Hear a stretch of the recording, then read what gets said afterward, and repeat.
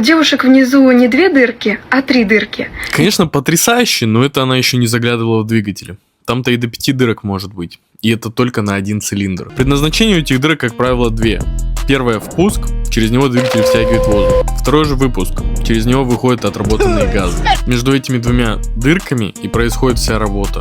Поршень идет вниз, засасывает воздух, затем идет вверх, сжимает, после чего свеча зажигания дает искру, но и отработанные газы снова выталкиваются в поршень. По сути, это и есть четырехтактный двигатель. Если тебе интересны автомобили, также советую подписаться на мой телеграм, ссылка в шапке профиля. И как всегда за подписку получишь плюс 50 лошадиных сил к своему авто.